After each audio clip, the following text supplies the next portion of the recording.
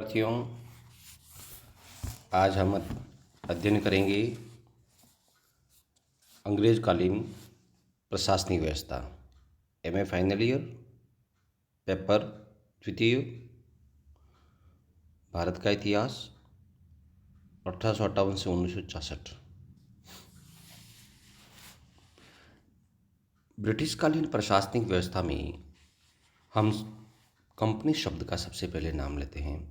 Company शासन का विकास विभिन्न गवर्नरों के शासनकाल में हुआ और ब्रिटिश ईस्ट इंडिया कंपनी के नियमों को ही ब्रिटिश प्रशासन का नाम दिया गया। इनके अंतर्गत सर्वप्रथम हम मुख्य रूप से लगते हैं नागरिक सेवाएं, द सिविल सर्विसेज। ब्रिटिशकालीन प्रशासन में सिविल सर्विसेज या नागरिक सेवा एक महत्वपूर्ण तत्व था, जिसके द्वारा वे एक परीक्षा का निर्धारण करके सिविल सेवा का गठन किया और सिविल सेवा के माध्यम से अधिकारियों की नियुक्ति करने की शुरुआत की। आधुनिक कलेक्टर का जो पद है वह उस समय की ही देन मानी जाती हैं। सिविल सेवा के द्वारा उन्होंने है वो 1773 के रेगुलेटरी एक्ट के बाद में है वो राजनीतिक रूप से प्रशासनिक रूप से कलेक्टरों की नियुक्ति होना शुरू हुआ। भ्रष्टाचार का उन्मूलन। भारत में प्रशासनिक सेवा के संगठन का वास्तविक श्रेय लॉर्ड कॉर्नवालिस को दिया जाता है। भारत आते ही उसने एक स्वच्छ और सुदृढ़ प्रशासनिक व्यवस्था स्थापित करने की कोशिश की और उसने भ्रष्टाचार को बंद करने का प्रयास किया। यहाँ पर व्याप्त रिश्वतखोरी एवं भ्रष्टाचार को रोकने के लिए वेतन में वृद्धि की गई। उदाहरण के लिए निम्न श्रेणी के कर्मचारियों को 300 से 500 रुपये प्रतिमाह वेतन देने की व्यवस्था की। कलेक्टर का वेतन 1500 रुपये प्रतिमाह निश्चित किया गया। इसके अतिरिक्त वह वसूल किए गए लगान का भी 1% की अधिकतम सीमा 27,500 रुपये प्रतिवर्ष थी भी अतिरिक्त वेतन के रूप में देना तय किया गया। प्रशासनिक व्यवस्था का यूरोपीकरण। नागरिक सेवा के क्षेत्र में कॉर्नवालिस की एक महत्वपूर्ण उपलब्धि थी कि उसने प्रशासनिक व्यवस्था का यूरोपीयकरण किया।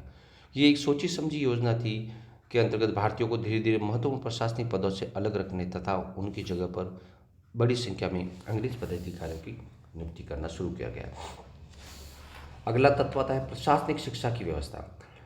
ब्रिटिशकालीन प्रशासनिक व्यवस्था में शिक्षा एक महत्वपूर्ण तत्व था और ब्रिटिश अधिकारियों ने ब्रिटिश सरकार ने भारतीयों को शिक्षा के क्षेत्र में मात्र एक बाबू बनाने का प्रयास किया गया। वे चाहते थे भारतीय मन मस्तिष्क से हैं वह ब्रिटिश सरकार के एजेंट के रूप में काम करें, चाहे भले वे शरीर और फिजिकल रूप से भारतीय लगते हो, लेकिन मन और मस्तिष्क में ब्रिटिश सरकार की रूल्स रेगुलेशंस की नीतियों को उनके अंतर्पटल पे भर दिया गया।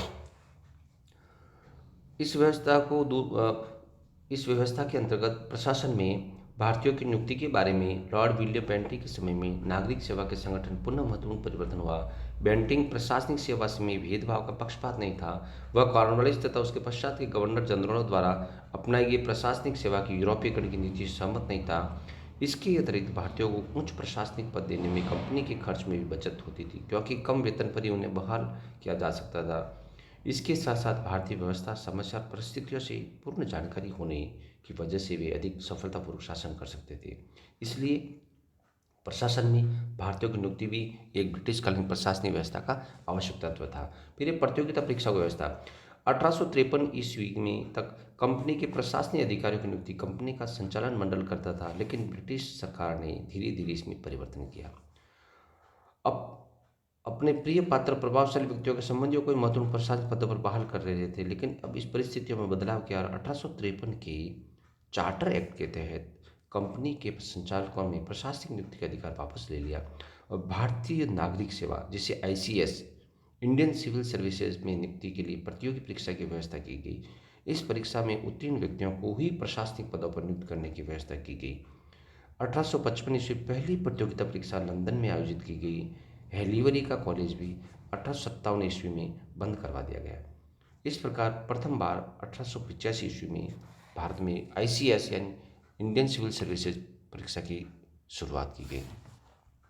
इन संपूर्ण तत्वों के आधार पर हम कह सकते हैं कि ब्रिटिश काल के अंतर्गत हैं वो प्रशासनिक व्यवस्था के ये जो मूल तत्व थे, इन्होंने धीरे धीरे एक प्रशासनिक गतिशीलता का प्रारूप ले लिया और आने वाले समय में यही प्रशासनिक व्यवस्था भारतीय व्यवस्था का एक अंग के रूप में स्वीकार होने लगी।